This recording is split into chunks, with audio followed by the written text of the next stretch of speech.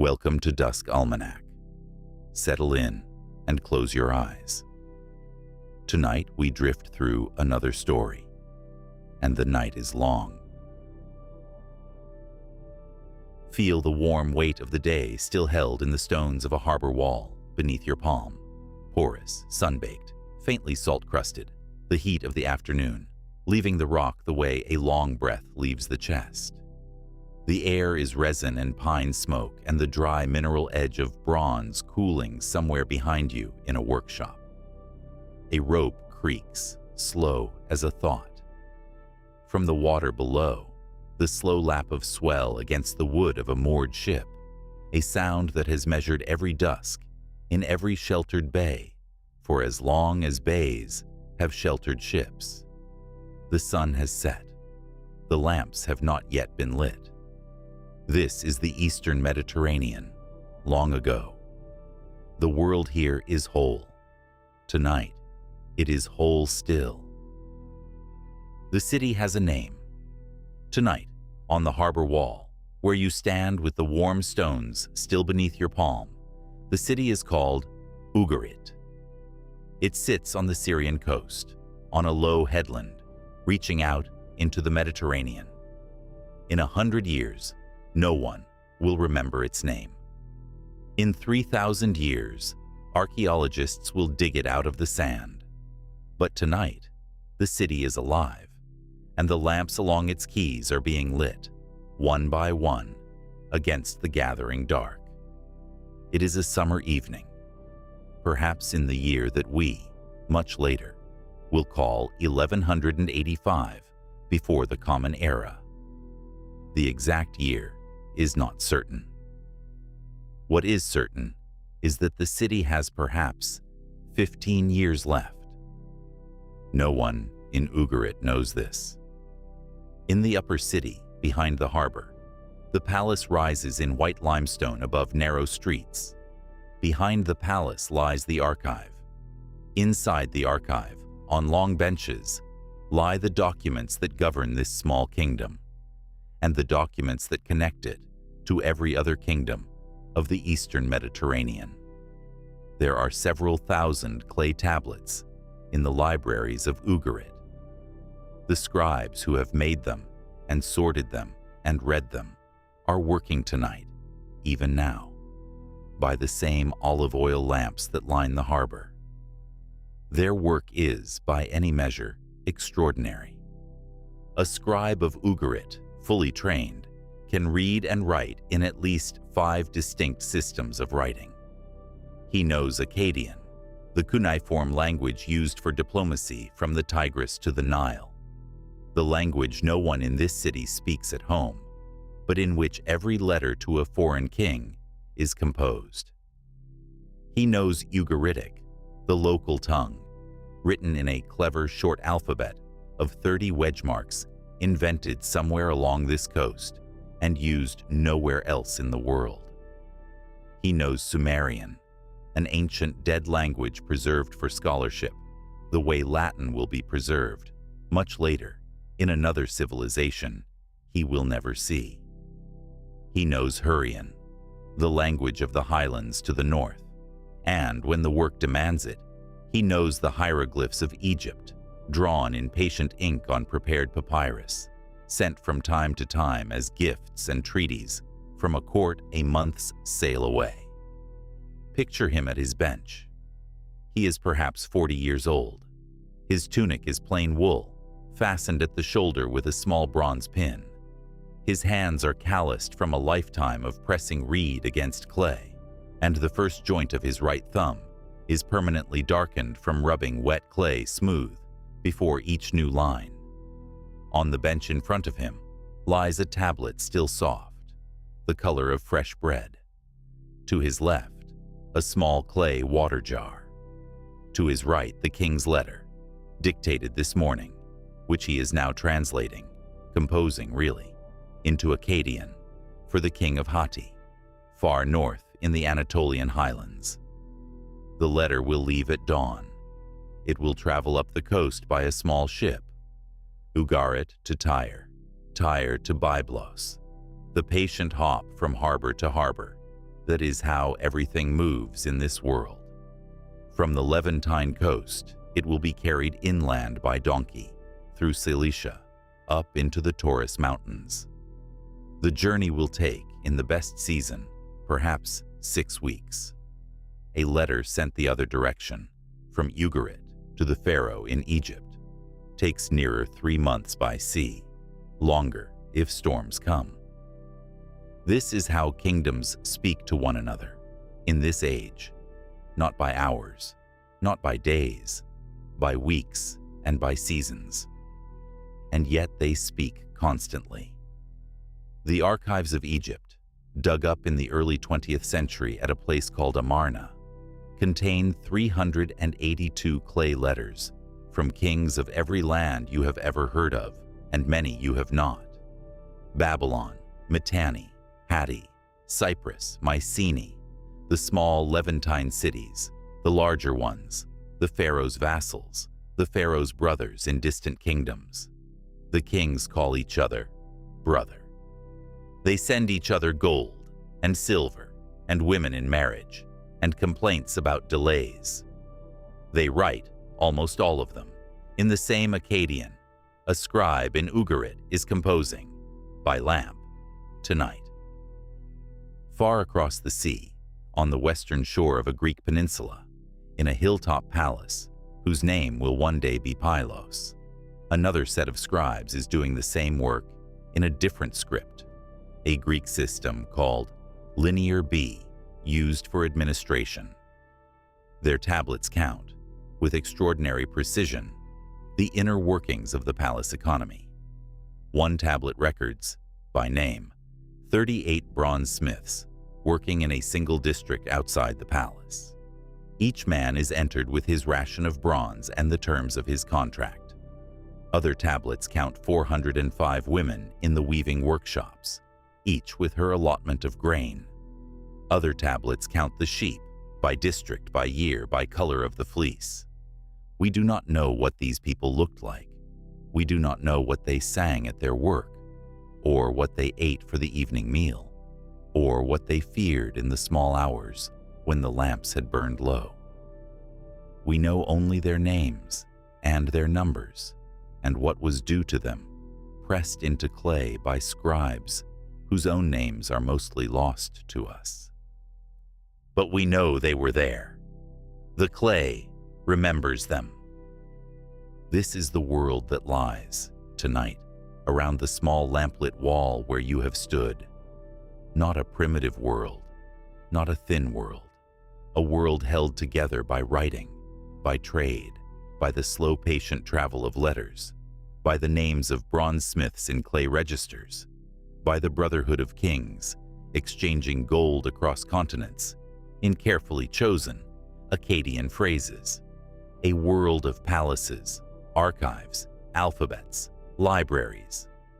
A world that has been building itself for the better part of 3 centuries. In the harbor, the last of the lamps is being lit. The ship that will carry the scribe's letter at dawn rests silent at its moorings. The water against its hull is the color of slow ink. The scribe inside the archive sets down his stylus. He covers the soft tablet with a damp cloth so it will not crack before the morning. He blows out his lamp. He walks home through narrow streets where other lamps are also being extinguished, one, by people who will, like him, sleep tonight in a city they understand to be permanent. In 15 years, this archive will burn. The fire will bake the tablets hard, and the clay will survive what the city will not. But that is later. Tonight, the world here is whole. Tonight, it is whole still. We know the world our scribe lives in tonight, in extraordinary detail, because a single ship sank a century before he was born, off the southern coast of Anatolia. The ship is called Ulu Burun, after the small Turkish cape near the place where it was found. It went down in deep water, perhaps 50 meters below the surface, in the late 14th century before the Common Era, about 1320, before our scribe sets down his stylus. The sea closed over it. The sea preserved it. For 3,300 years, it lay on the bottom, undisturbed, while everything above it changed. The Bronze Age ended. The Iron Age came. Rome rose and fell. The compass was invented. Continents were redrawn on maps. And on the seabed off Uluburun, the ship continued to lie where it had settled, holding its cargo close, the way the dead are sometimes said to hold their secrets close. In 1982, a Turkish sponge diver named Mehmed Çakır brought a strange copper object to the surface and showed it to a man who knew what to do with it. 2 years later, the underwater archaeologist George Bass and his colleague Cemal Pulak began the excavation. It would take 10 years. They would make 22,413 separate dives. And what they brought up, slowly, piece by piece, in those years, was the most complete cargo of any Bronze Age ship ever found. Picture for a moment what they found. In the hold of the Uluburun, beneath what had once been wooden decking long since eaten by the sea, lay 354 ingots of copper. They were arranged in neat rows, the way they had been stacked the day the ship sailed. Each one was cast in the same curious shape, flat in the middle, narrowing into 4 corners that resemble the outstretched hide of an ox, laid open to dry. Each one weighs about 25 kilograms. Together, the ingots in the Uluburun's hold add up to 10 tons of copper. 10 tons, the amount needed, very roughly, to make weapons and tools and household objects for a small kingdom for a year. The copper has been traced. Lead isotope analysis has matched the metal to specific mining districts on the island of Cyprus, where the green ore comes out of the hillsides and is smelted in furnaces that have been burning in the same valleys since long before this ship was built. So that is one fact, settled. The Uluburun was carrying a year's worth of Cypriot copper somewhere, probably to a palace in the Aegean, perhaps Mycenae itself. But the copper, by itself, is not bronze. To make bronze, the copper must be alloyed with tin. About 10 parts copper to 1 part tin, melted together in a clay crucible, poured into a mold. The result is harder than copper, sharper than copper, the defining substance of the age. Without tin, the copper is just copper. Without bronze, the world we have just described, the palaces, the swords, the precision tools, the bronze pins at the shoulder of every well-dressed woman, does not exist, and tin is rare. This is the question that has haunted the historians of the Bronze Age for more than a century. The Mediterranean has copper everywhere, Cyprus, Sardinia, Sinai, but it has very little tin. So where, in the Uluburun's hold, did the tin come from? It is there, in the wreck, about a ton of it, alloyed and ready for the forge. It has been analyzed, too. And the answer, when it came, was startling. A third of the tin in the Uluburun shipwreck, confirmed by isotope work published in 2022, comes from a single mine called Mushistan in what is now Uzbekistan, 4,000 kilometers east of where the ship sank. 4,000 kilometers. To put that in proportion, it is the distance from Paris to Tehran, from New York to the western edge of Greenland. The tin in the Uluburun's hold made that journey hand to hand, donkey to donkey, ship to ship, across mountain passes and inland seas, and a continent or two of empty steppe, before it was loaded onto a wooden ship at some Levantine port, and that ship turned west and lost the wind off the southern Anatolian coast and slipped down into the dark. A scribe in Ugarit, writing his letter tonight in 5 learned languages, lives in a world made possible by tin from the highlands of Central Asia. He knows the bronze pin at his shoulder is bronze. He probably does not know exactly where the tin in it began. There were other things in the Uluburun. There was glass, 175 intact ingots of it, in a deep cobalt blue that was the most valuable color of the age, made in Egyptian workshops where the technique was a state secret. There was ebony from sub-Saharan Africa, dense and dark, used for fine furniture in palaces. There was Baltic amber, traded south through forests and along rivers from the shores of what is now Lithuania. There were ostrich eggs from Egypt or Nubia, intended perhaps to be carved into elegant cups. There were 9-cylinder seals, cut from semi-precious stones in the styles of Mesopotamia and Syria and Crete, souvenirs, gifts, marks of identity. No one is now sure. And there was, in one corner of the hold, a small object that closes the picture in a way no other artifact quite does. It is a gold scarab, no larger than a thumbnail, finely carved, and engraved on its underside with the cartouche of a queen. Her name was Nefertiti. She was, by the time her name was cut into this small piece of gold, one of the most powerful women in the world, the wife of the pharaoh Akhenaten, a face whose painted bust will be found, in the early 20th century, in the ruins of her capital city, and become, for our age, an icon of beauty across 3,000 years. Her name, here, in the hold of a small wooden ship that sank somewhere off the Anatolian coast, on what was probably an ordinary commercial voyage, in a season no one bothered to record. The Queen's seal, traveling with the cargo of a routine trip.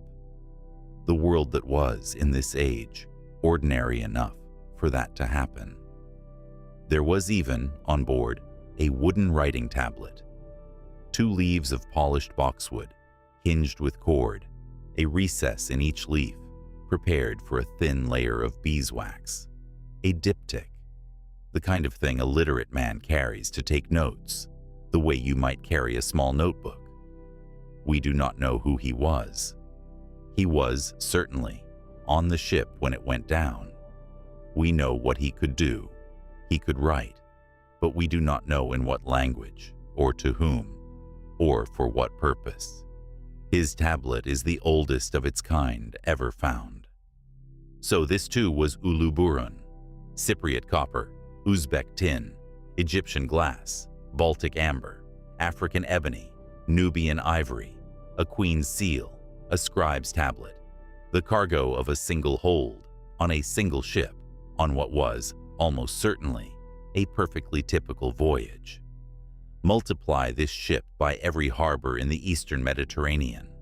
Multiply it by every season.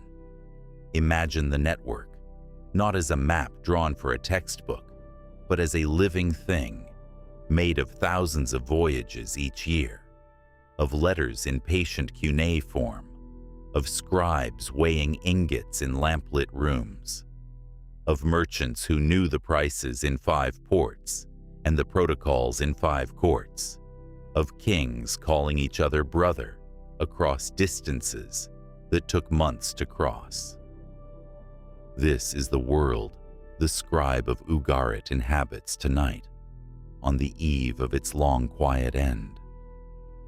And the thing about networks like this, networks woven so tightly that a Levantine palace cannot make bronze without tin from Central Asia, that a Mycenaean king cannot keep his armory filled without copper from Cyprus, that any one of a dozen trade routes carries the materials needed by all the others, is that they are very strong, until they are not.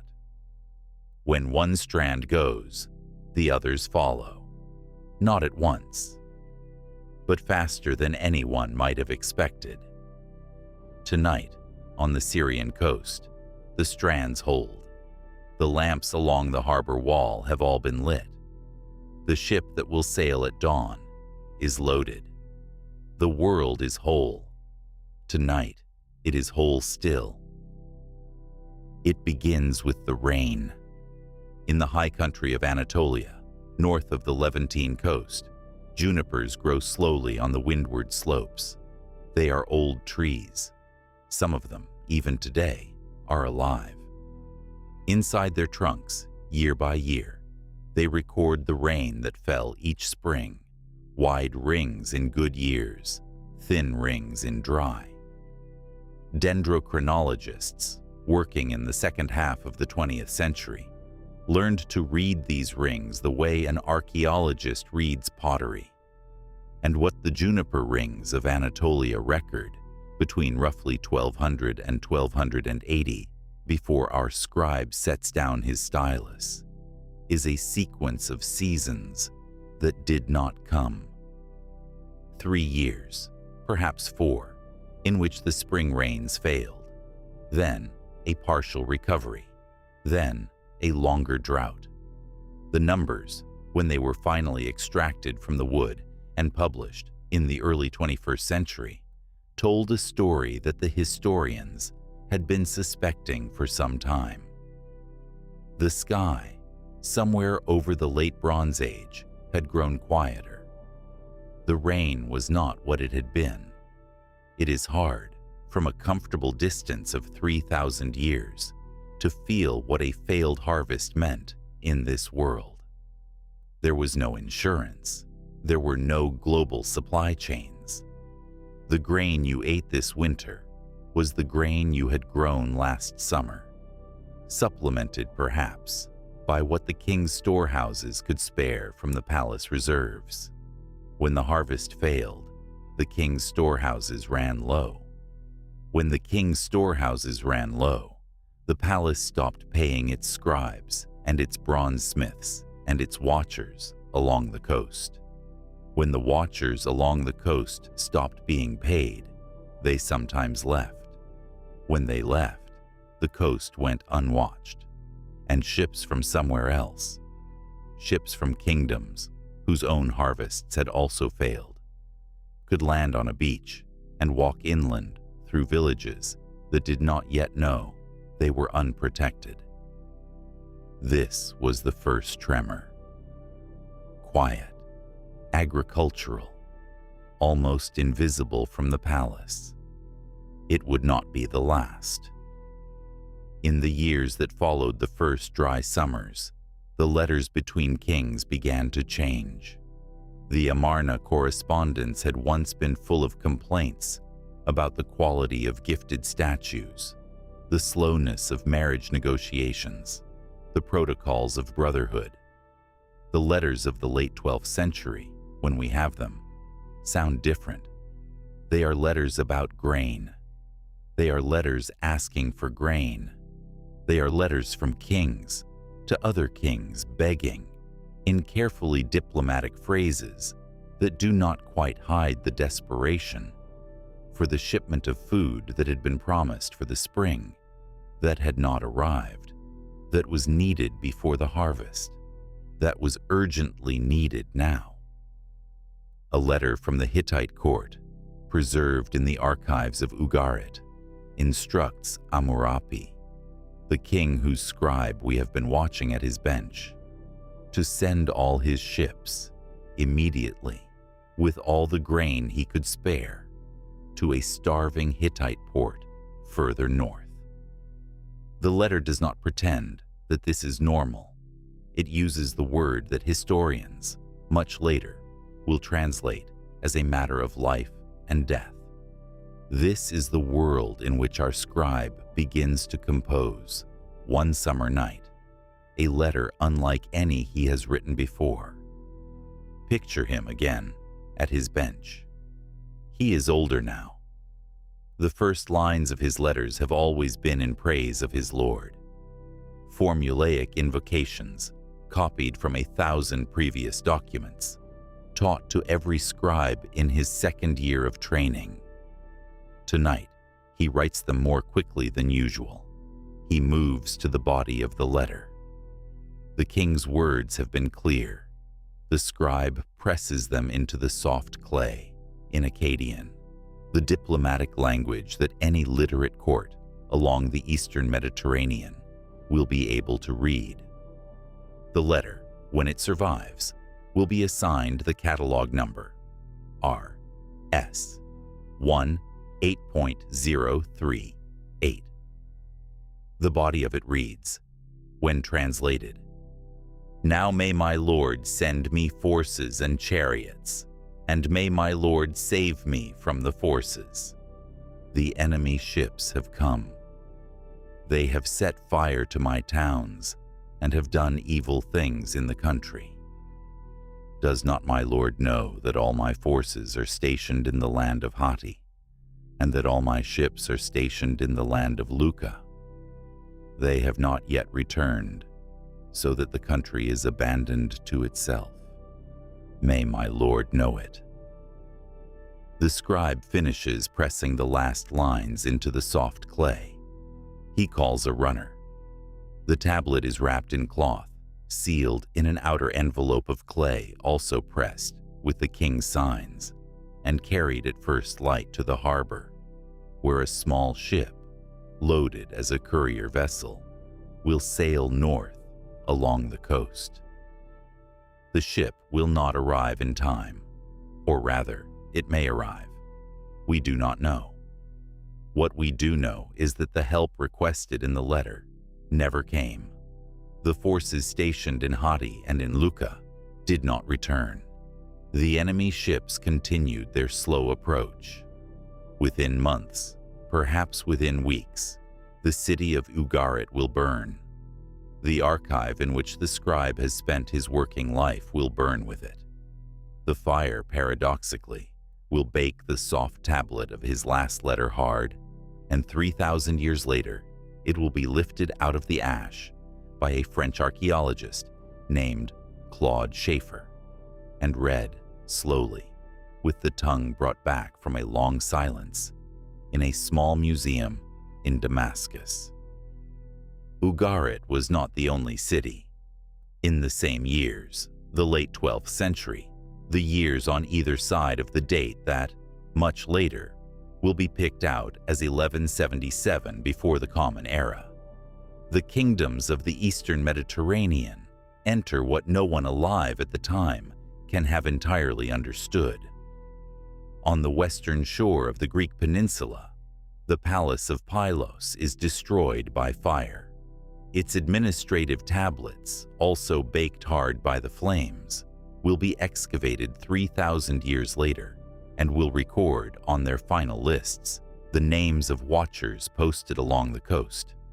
Preparation, perhaps, for an attack that the king and his scribes already knew was coming. The great citadel of Mycenae burns. The reasons are unclear. The archaeological evidence does not, by itself, prove an enemy.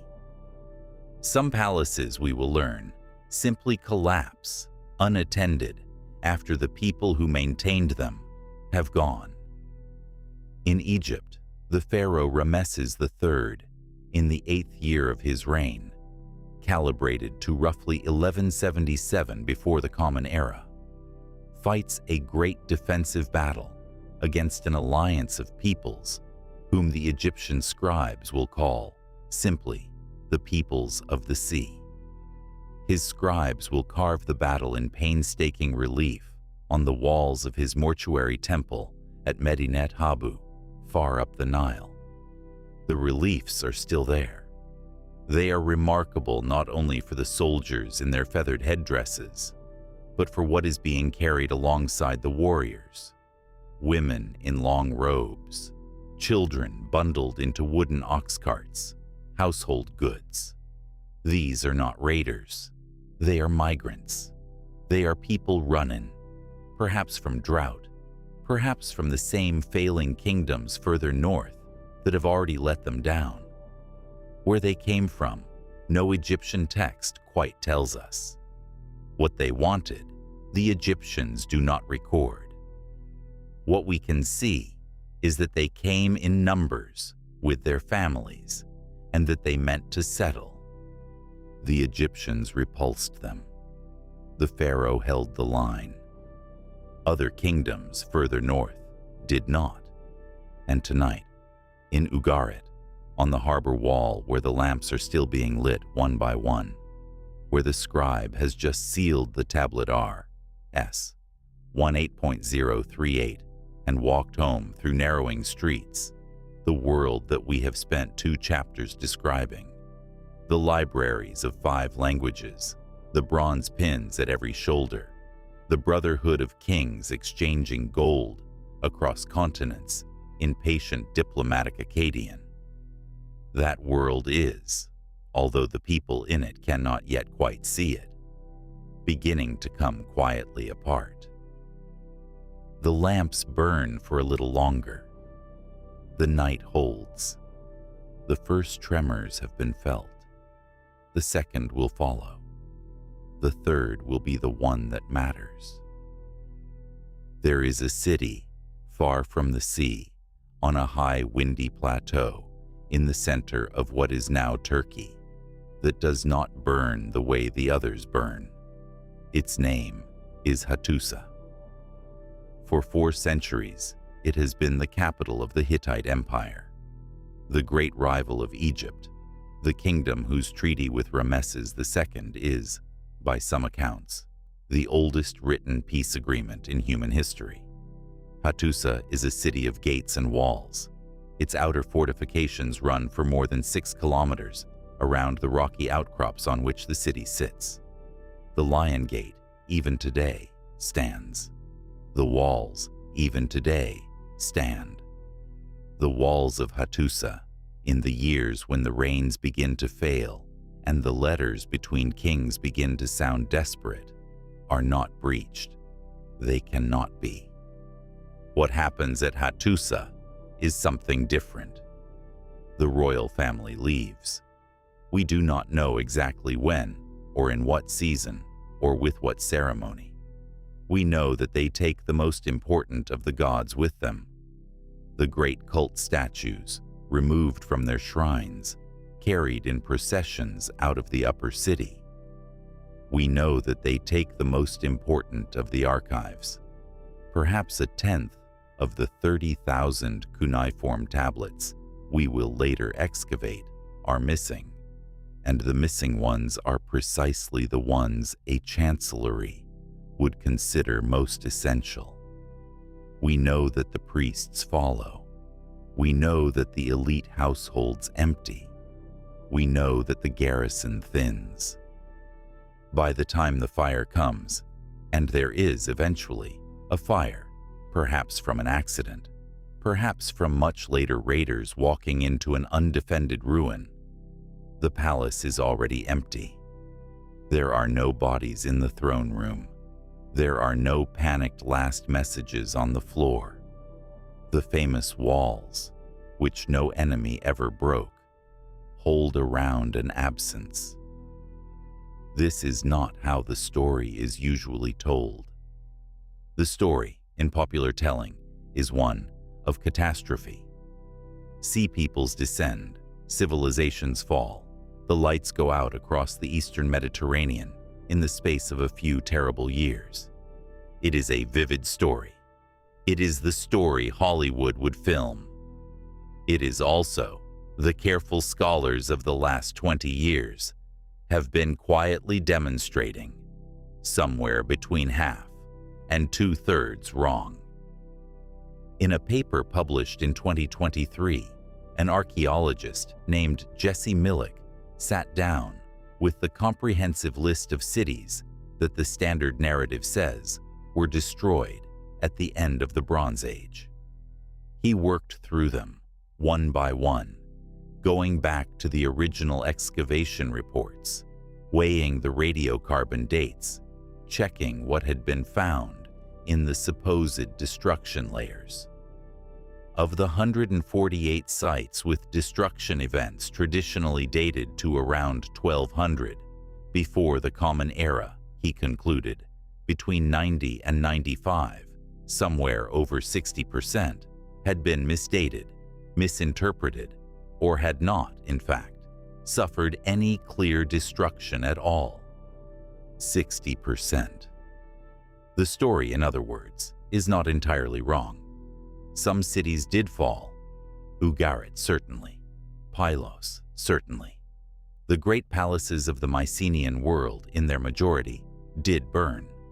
The lights of those particular places did go out. But the picture of a single coordinated catastrophe, sweeping the eastern Mediterranean from the Aegean to the Levant in a few decades, that picture, the more we learn, the less it holds. The truth is quieter and stranger and more difficult to film. Some places fell. Some places emptied without falling. Some places, and this is the part that has surprised the historians most, actually grew richer in the silence.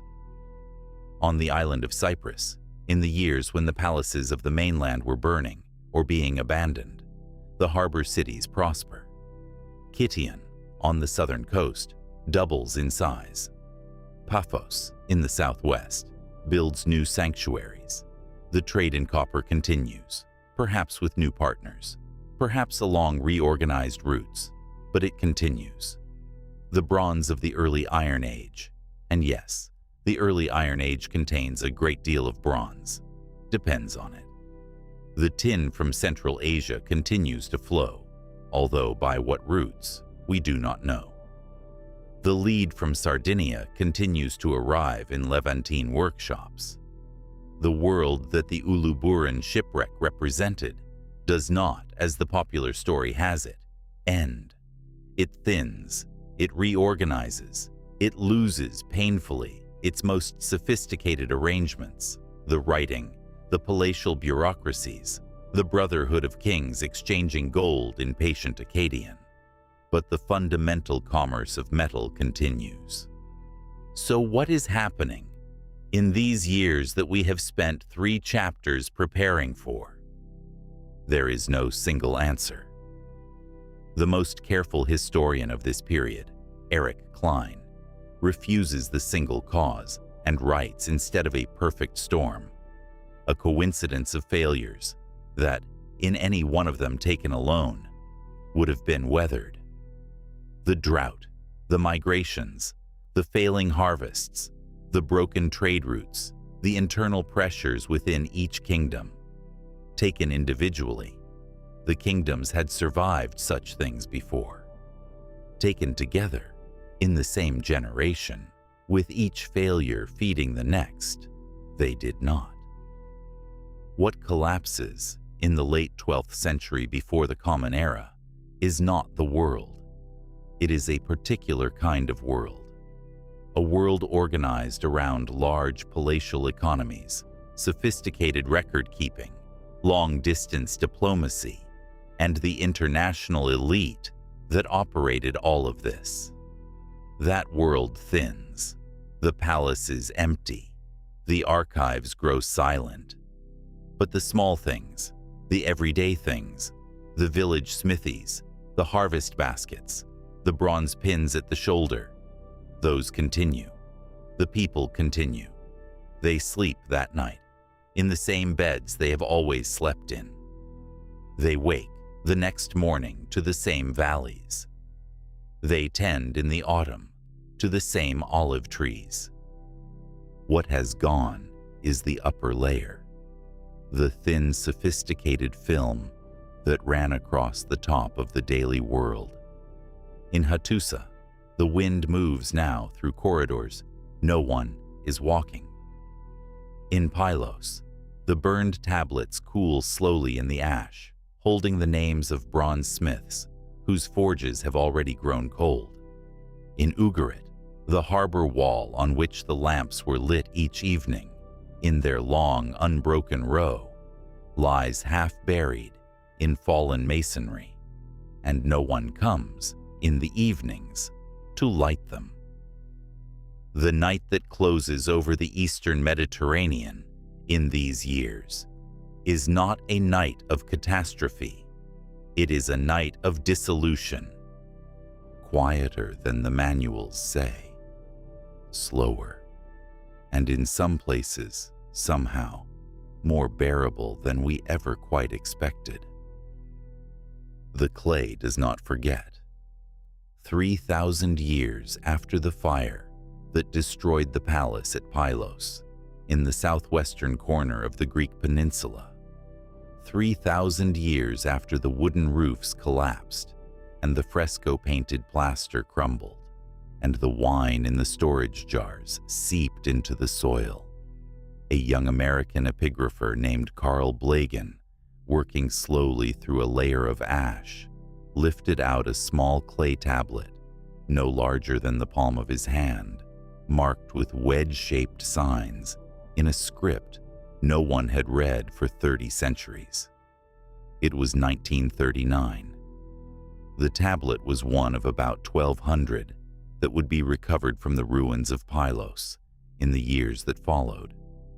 The script, when it was eventually deciphered by a young architect named Michael Ventris, working in his evenings in 1952, turned out to be the earliest written form of the Greek language, Linear B.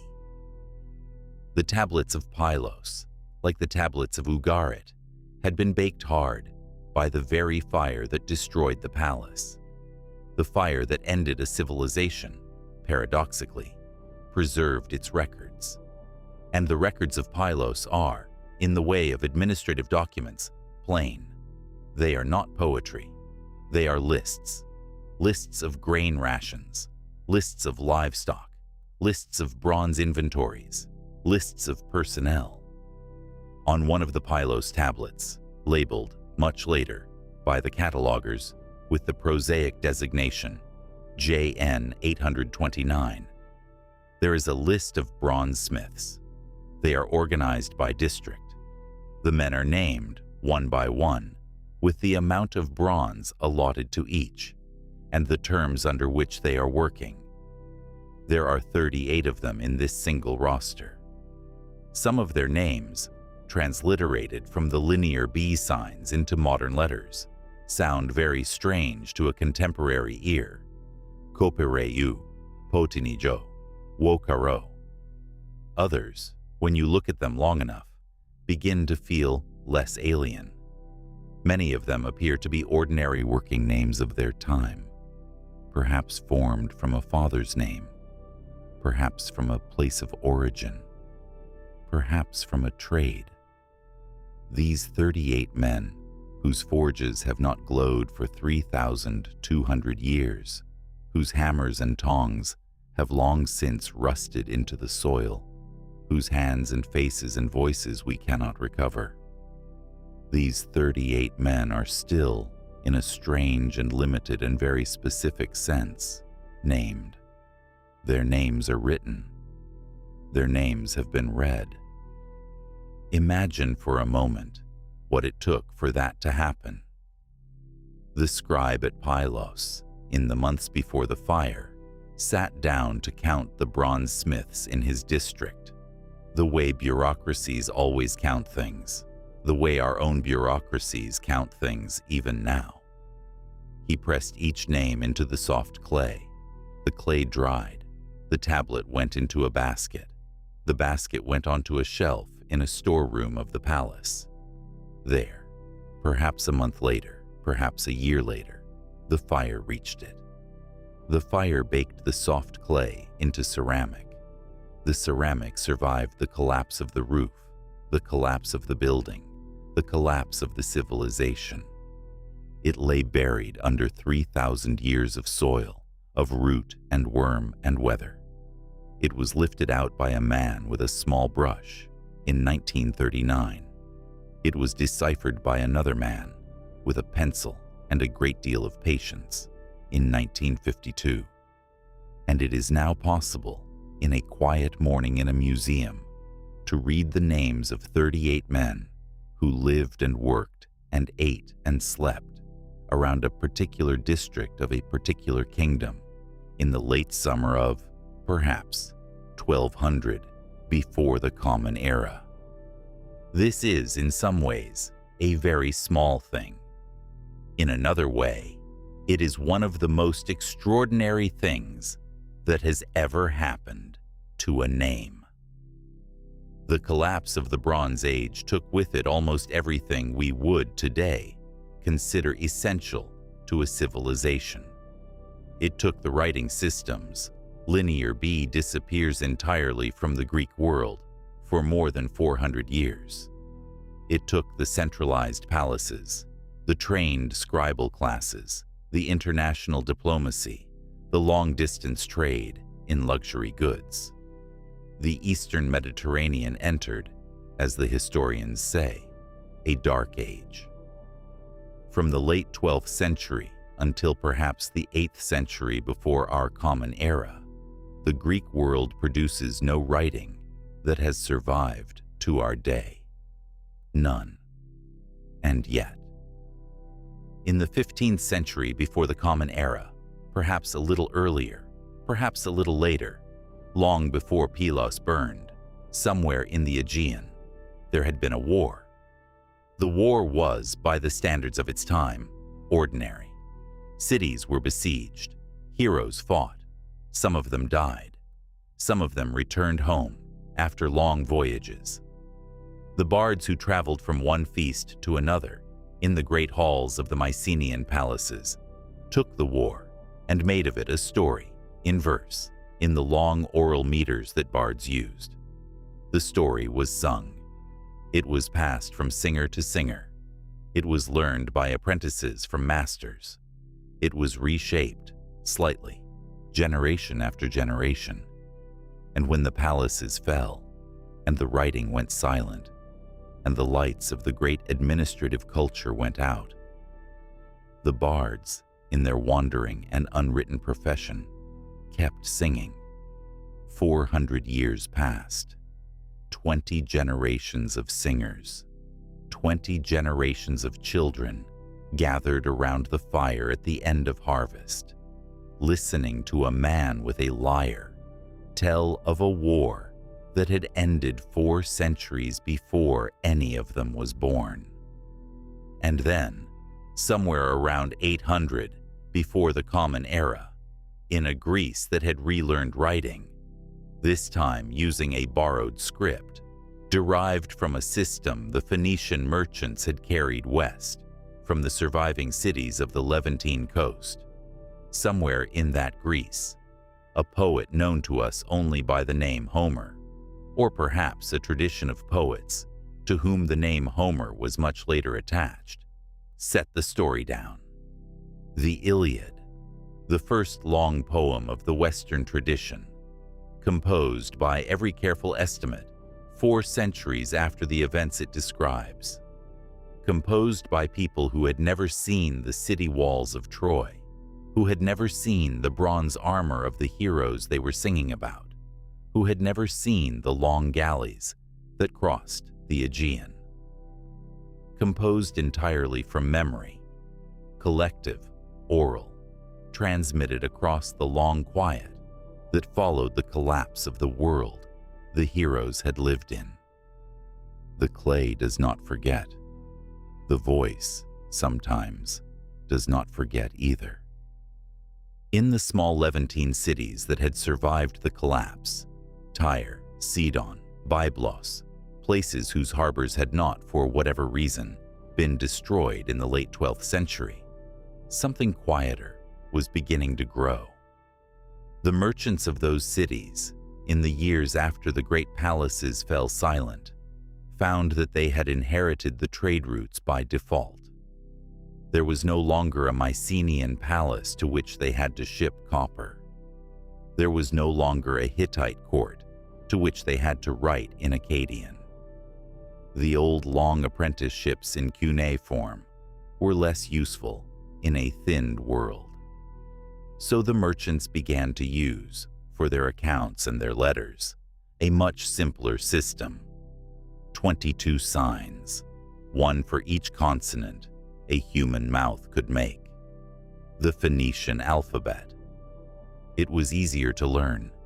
A boy could master it in a week. It spread, with the merchants who carried it, around the Mediterranean. The Greeks borrowed it. The Etruscans borrowed it from the Greeks. The Romans borrowed it from the Etruscans. Every alphabet you have ever read, the letters in this sentence, descends by a continuous chain from the simplified merchant script that emerged after the collapse from the small surviving cities of the Levantine coast. The Phoenician alphabet was born from a world too poor to afford the long apprenticeships of the Bronze Age scribes. It is the silver lining of a great loss. In a museum in Damascus, the tablet RS 18.038, the last letter of King Amurapi of Ugarit, sits in a glass case, illuminated by soft electric light. It is small. It is the color of clay that has been baked very hard. The wedge marks on its surface are still sharp, still legible, still asking, in the patient diplomatic Akkadian of a court that did not survive its own letter, for help that did not come. The clay remembers. In the year 1209 before the Common Era, a few decades before the lamps along the harbor wall of Ugarit were lit for the last time, the pharaoh Merneptah set up a stone slab in his mortuary temple at Thebes. It was a victory monument of the kind pharaohs liked to set up. It listed the peoples his armies had defeated in the latest campaigns. The list is long. Most of the peoples on it have, since then, slipped quietly out of human memory. One of them has not. Near the end of the inscription, in a single line, the Egyptian scribes carved the word Israel. It is the first time the name appears in any human document. Before this stone, there is no recorded mention. After this stone, there will be, first scattered, then more frequent, then constant, until the name becomes one of the most written down words in the history of writing. But before this Egyptian victory boast, in a small inscription on a slab of granite in Upper Egypt, the word Israel does not exist in the world's surviving record. It exists, of course, in the highlands east of the Mediterranean coast, where small farming communities, the descendants, by some accounts, of people who left the failing palatial economies in the late 13th century, have begun to settle the limestone hills above the coastal plain. They are, at this point, a people of perhaps a few thousand. They have no king, no palace, no archive. They are listed by the pharaoh's scribes among the conquered. But they are not yet anyone the great courts of the Bronze Age would have considered worth remembering. The world that is ending, the world of the brotherhood of kings, of the international diplomacy in patient Akkadian, of the long-distance trade in tin and bronze and lapis lazuli, has, on its far edge, in the limestone hills, a small new people whose name has just been written down for the first time. The pharaoh, listing them among his defeated enemies, could not have imagined that this small line in his victory inscription would survive longer than his own name. He could not have known that, 3,000 years later, every part of his careful monument would be of interest only to specialists, except for that one word. This is, in a sense, the small consolation of the Bronze Age collapse. The great structures fell, the palaces fell, the international system fell. The writing systems in the Greek world disappeared for 400 years. The brotherhood of kings dissolved. The trade routes, in their most sophisticated form, came undone. But other things, in those same years, were quietly beginning. The simplified Phoenician alphabet, born from the surviving Levantine ports, would carry writing further than any cuneiform ever had. The new peoples in the highlands, including the small group whose name appears for the first time on Merneptah's stone, would, in time, produce traditions and texts that would outlast the kingdoms that had once threatened them. The bards, in the long quiet of the Greek Dark Age, would carry the stories of the lost Bronze Age in their unwritten verse, and 4 centuries later, when writing returned, those stories would become the Iliad and the Odyssey, works that have not, in 3,000 years, ceased being read. What crumbles in this period is the upper layer of human civilization, the elaborate sophistications, the precise paperwork, the costly diplomacies. What stays is what was always quieter, lower down, harder to break.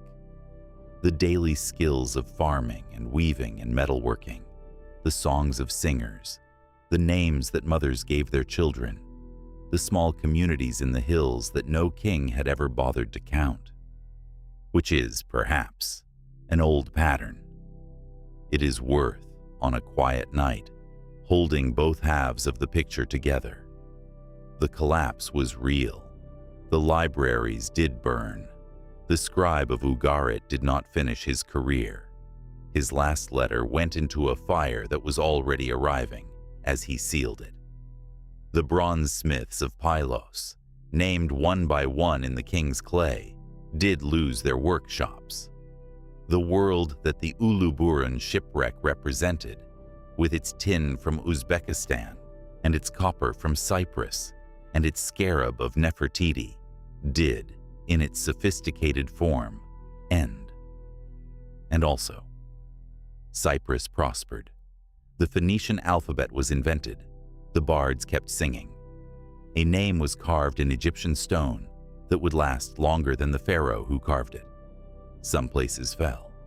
Some places emptied without falling. Some places, somehow, grew richer in the silence.